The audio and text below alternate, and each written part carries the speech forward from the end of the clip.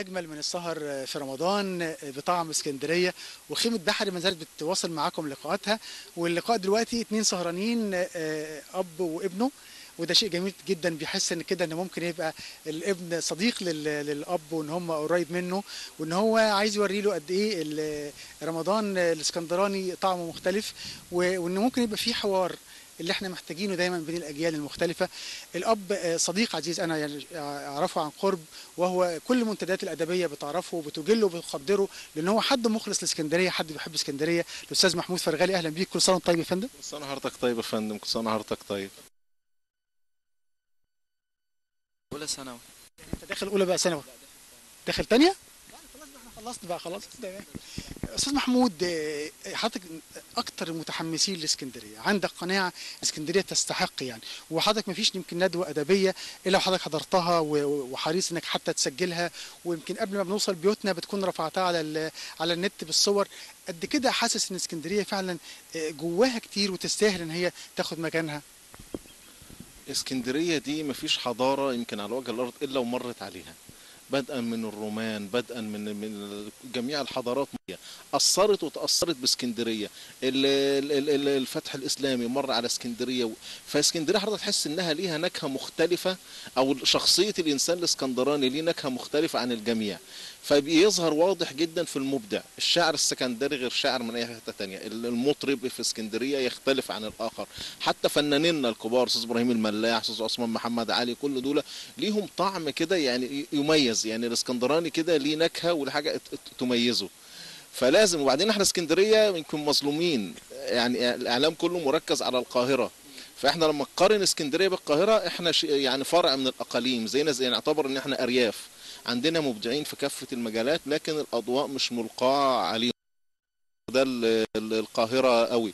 عندنا حفلات بتحصل في المكتبة، عندنا فرق موسيقية على أعلى مستوى، فرقة التذوق للمايسترو محمود أبو زيد، فرقة يمكن ما تلاقيش زيها يعني في الأوبرا، في الأصوات وفي الأداء، وكذلك فرقة الأنفوشي، مدحت بسيون وأستاذ مدحت بسيون. حاجات تقدر تسمي من هنا لبكرة على الفن وعلى الإبداع الموجود في الإسكندرية. ده كان لازم يظهر. أنا يمكن واحد من الناس اتعلمت حاجة من والدي، لو ما قدرتش تعمل الحاجة الكويسة يا ابني شاور عليها لغيرك.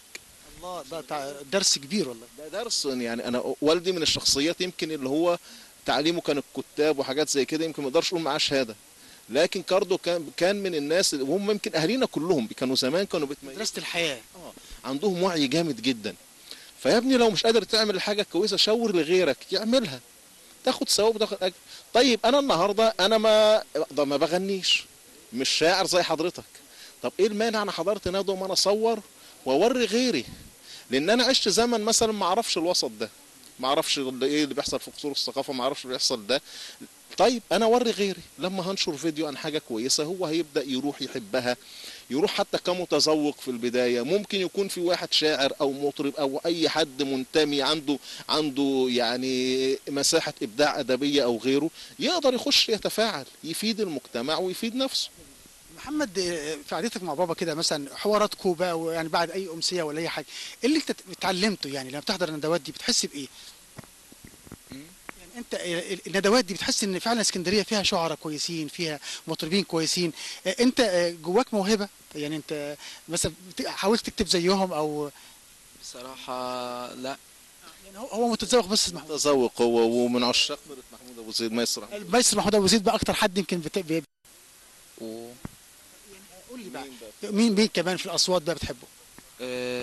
منية عبده، وسهر علاء، ومايسترو طبعا.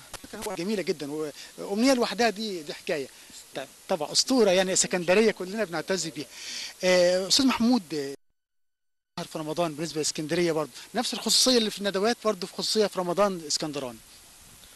الطعم بتاع اسكندريه يختلف برضه عن يعني انزل كده شوف الناس، شوف فرحة الناس في الشوارع، شوف يعني بدءا اسكندرية تلاقي، بص، بدءا من كل حاجة موجودة عندنا.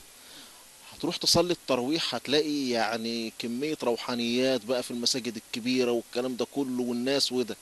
طب خلصت الصلاة عايز تروح بقى تروح تروح عن نفسك شوية، ممكن تيجي في مكان كويس زي ده. ممكن تروح، احنا عندنا مثلا استاذ ابراهيم الملاح بيعمل مسرحية في رمضان، ودي حاجه خطوه جريئه جدا على فكره، وفرصه جميله ان بيجمع العائلات كلها تروح تقعد عنده وده وبتاع دي. لا احنا حاله فريده من الابداع، ولينا طعم ولينا لون كده، يعني ما بندوبش في الاخرين. يعني الاسكندراني حتى لو طلع بره اسكندريه ما يدوبش، تقدر تشاور عليه وتقول ده اسكندراني.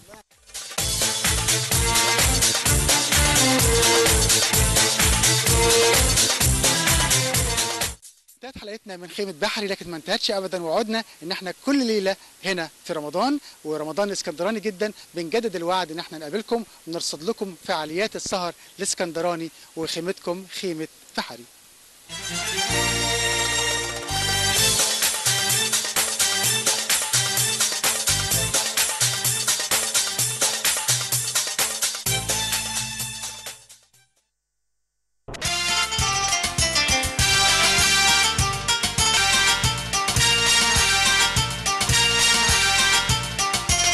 على شط بحر الهوى تعالوا نسمع سوا.